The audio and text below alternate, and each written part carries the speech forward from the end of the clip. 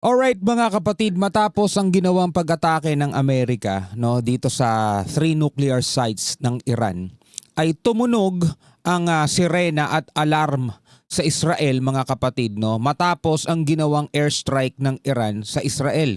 Gumante agad ng airstrike ang Iran mga tol, at yan ay nakuhanan ng video ng ating mga kababayang OFW doon mismo sa Israel. Ito mga tol, panoorin natin ang kanilang kalagayan mga kapatid. Mula rito sa GMA Integrated mga kapatid, nagbagsakan ng mga debris sa isang hotel na pinapasukan ng ilang Pinoy sa Israel dahil sa patuloy na airstrike ng Iran na idokumento ng isang Pinoy ang kanilang pagtatago sa mga bomb shelter para makaligtas. Panoorin natin mga kapatid kung ano ang kalagayan ng ating mga kababayan na nagtatrabaho rito sa Israel sa gitna ng tila ba'y tumitinding alitan sa pagitan ng Iran at Israel, lalo pa ngayon na binagsakan ng Amerika itong Iran ng bomba doon sa kanilang 3 nuclear sites.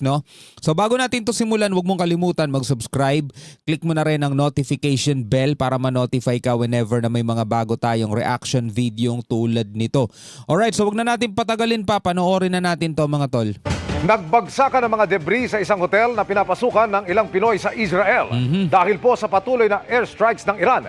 Naidokumento ng isang Pinoy ang kanilang pagtatago sa mga bomb shelter para po makaligtas. Nakatutok si JP Soriano. The U.S. military carried out massive precision strikes on the Ilang oras matapos bombahin ng Amerika ang 3 nuclear sites ng Iran, Kumanti agad.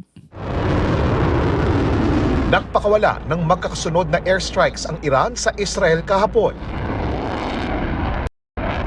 Batay sa ulat na inilabas ng Iranian State TV, gumamit sila ng Kyber-type ballistic missile sa kauna-unahang pagkakataon. Napakarami pa rin talagang missile ng Iran sa kabila ng mga pagtira sa kanila ng Israel, 'di ba? Pinapakita ng Israel, tinitira nila yung mga missile launcher, mga facilities ng Iran. Napakarami pa rin talaga nila mga tol. Ito sa kauna-unahang pagkakataon itong ginamit nila. Agad tumunog ang mga sirena at alarm sa Israel. Agad rin niyang nakita sa Air Rocket Alert app na so far, ang Grabe. mga pulang yan, indikasyon kung gaano karaming missiles ang pinalipad. So ibig sabihin mga tol, ganito karami, ito yung indikasyon kung gaano karaming missile yung pinalipad. Biruin mo, tignan mo to 'Di ba? Halos natakpan na yung buong lugar sa dami nitong pulang to 'Di ba? So ganun pa rin mga kapatid, karami yung kayang paliparin ng Iran. Kaya nga sabi ko 'di ba nung nakaraan, napakalawak nitong Iran, napakalaki. Kung titignan niyo sa mapa, napakaliit lang ng Israel kumpara mo dun sa bansang Iran. Kalat-kalat yung mga missile nila dyan, di nila pwedeng ipunin yan sa iisang lugar lang. Diba? Diba nga may kasabahan, don't put all your eggs in one basket. So ganun din mga tol, hindi nila ilalagay yung kanilang missile sa iisang lugar lang. Kasi ngayon, pag hinulugan o kaya pag in-strike ng Israel, sabog na lahat. So kinalat nila yan at hindi wala pang nakakaalam mga kapatid kung saan yung mga lugar na yan. Kailangan talaga matyagan mismo ng maigi. Kasi biruin mo ilang araw na nangyayari itong labanan na to pero tila ba hindi na uubusan ng bala itong Iran. Ang mga pulang yan, indikasyon kung gaano karaming missiles ang pinalipad. Dami. So ito yung bomb shelter. Nagtago sa bomb shelters o mamad ang mga tao. Mamad. Kabilang ang grupo ng mga May ano pa may sanggol pa Pilipinong hotel workers sa Tel Aviv at mga Israeli hotel guest. Ito yung sinasabi natin na hindi dapat mangyari dito sa Pilipinas. Kaya nga may mga kumakalat na post ngayon mga tol sa social media, sa Facebook. Ewan ko kung nababasa nyo na. Sabi, malayo tayo dyan So yung Pilipinas, 'di ba? Yung Pilipinas, yung mga namumuliti ko rito, wag na kayong pumapel, sabing ganoon, mangurakot na lang kayo. Sabing ganoon ng mga post kaysa makisali-sali kayo diyan at hindi natin kakayanin yung mga ganyang klaseng labanan. Mangurakot na lang kayo, please, sabing ganoon mga tol, ng mga nakapost. Kasi biruin mo, wala tayong ganito, bomb shelter, 'di ba? Wala tayong ganyan. Wala tayong Iron Dome. Itong Israel nga, kahit may Iron Dome na, may mga nakalusot pa sa atin pa kaya, 'di ba? Baka lahat saluhin natin 'yan. Hotel workers sa Tel Aviv at mga Israeli hotel guest. Ang dami! Yes, fuck! Ayan na naman. Ayun na naman. Ayan na. Ang mga OFW binabantayan ang isa't isa at minomonitor ang kasama kung nakababa sa mga bomb shelter. Tinamaan yung kwarto nila. So, buti na lang bumaba kayo. Kala ko hindi ka bababa, te. Sabi ko, buti talaga, te, bumaba kayo, te. Diyos ko. Isa sa mga kasamahan nilang Pinoy, kapapanganak pa lang. Diba? Yun nga yung nakita natin kanina. 6 na araw ang nakalipas. 6 days pa lang yung baby niya. Grabe. Kung may baby pa. Ano na tayo sa rehabilitation? Punta na tayo ng But rehabilitation, paparehab ka? Pero kung dati nasasalag ng defense system ng Israel ang mga short-range ballistic missile mula sa Hamas at Hezbollah, ngayon, lumulusot ito. Yun na nga di ba? Tulad nung balita nung nakaraan sa Wiyon, di ba, na 2 weeks na lang o less than 2 weeks na lang yung itatagal ng Iron Dome ng Israel. Ngayon meron pa naman siguro mga tol. Pero sabi nga rito sa balita, kung dati nasasalag ng Iron Dome yung mga missile galing Hezbollah, Hamas, ngayon mga tol lumulusot. Yan, balikan natin yung sinabi Pero kung dati nasasalag ng defense system ng Israel ang mga short-range ballistic missile mula sa Hamas at Hezbollah, ngayon, lumulusot ito. Diba? Isa sa mga binagsakan ng debris ang pinapasukan nilang hotel pagpanik nila sa kanilang mga quarter. Hala, wasak dun sa kabila! Ayan, oh! Wasak din yung inyo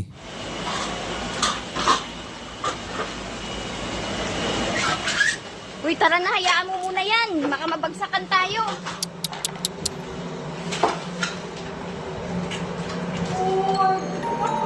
Buti nasa hotel lang sila kasi imagine mo, no, yung ipinundar mo ng mahabang panahon, 'di ba? Daig mo pa sunugan nun. Wala akong ano. Wala, hindi ka makakadaan. Ligtas naman ang mga Pinoy hotel worker at ang mag-ina. Sa tala ng Philippine Embassy sa Israel, nasa 127 na Pilipino ang naapektuhan ng airstrike. 118 sa kanila nahanapan na ng matutuluyan. Habang ang siyam ay nasa shelter na inuupahan ng gobyerno ng Pilipinas sa Israel. May mga gusto pong magparipat pero may ayaw din po. Mas marami ang ayaw. Mas marami ang ayaw, magparepat ibig sabihin yung magpalikas mga tol, no. Ayaw nilang umuwi pa rito sa Pilipinas. Ang mindset po ng mga tao is kung sila pabalik dito, why kami aalis? Kung sila tiwala sa government nila, bakit kami? Hindi kami magtitiwala. Nasa 26 na OFW ang ire-repatriate mula sa Israel na idinaan sa Amman, Jordan at inaasahang makakarating sa Pilipinas bukas. Ayon sa Department of Foreign Affairs, So mas marami ang ayaw umuwi sa Pilipinas. kapakanan at kaligtasan ng mga Pilipino sa Middle East ang pangunahing inaalala ng gobyerno ng Pilipinas at patuloy na gagawin ang lahat para maisulong at matiyak ang kanilang proteksyon. Okay mga kapatid, breaking news, no. Kapapasok lang mga tol. Eto, yan Ewan ko kung nakikita ninyo Ito yung anunsyo ni Donald Trump, June 23. Siguro American time to mga tol, no? June 23, 2025. American time kasi advance tayo ng isang araw dun Congratulations to everyone, sabing ganon ni Trump. It has been fully agreed by and between Israel and Iran, no? Nag-agreed daw mga tol ang Iran at saka Israel that there will be a complete and total ceasefire. Ibig sabihin mga tol, tigil putukan na, sabing ganon. In approximately 6 hours from now, when Israel and Iran have wound down and completed their in progress final missions. for 12 hours, at which point the war will be considered ended. Tapos na ang gera mga kapatid. Officially, Iran will start the ceasefire, and upon the 12th hour, Israel will start the ceasefire, and upon the 24th hour at official end to the 12-day war will be saluted by the world during each ceasefire. The other side will remain peaceful and respectful on the assumption that everything work as it should, which it will. I would like to congratulate both countries, Israel and Iran, on having the stamina, courage, and intelligence to end what should be called the 12th-day war. This is a war that could have gone on for years and destroyed the entire Middle East, but it didn't and never will. God bless Israel and God bless Iran. God bless the Middle East. God bless the United States of America and God bless the world. So yan ang anunsyo mga kapatid ni US President Donald Trump. Nag-agree daw o sumang-ayon ang dalawang bansa na tapusin na ang gera. Total ceasefire in approximately 6 hours from now o 6 na oras mula nung kanyang ipinost ito ay matitigil na 6 hours from now when Israel and Iran have wound down and completed their in-progress final mission. Sabing ganon. Tapos 12 hours at which point the war will be considered ended. So isang 12 oras. Ibig sabihin nun tapos na talaga ang gera.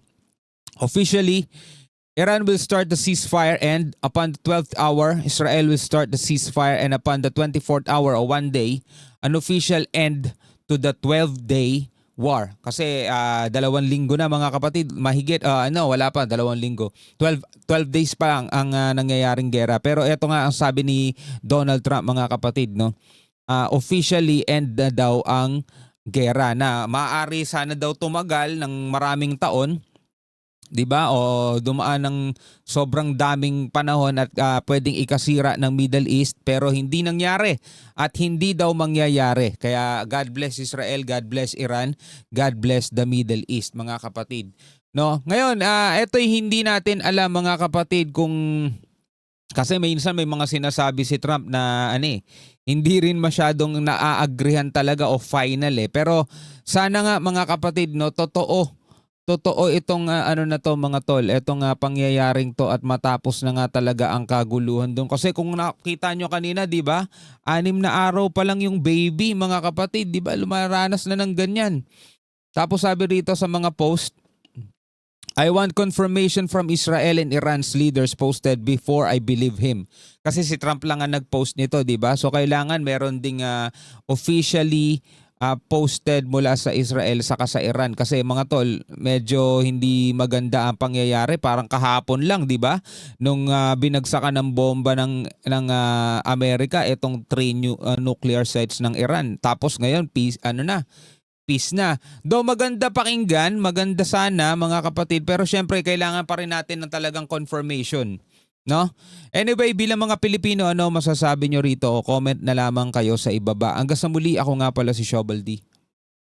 Peace out.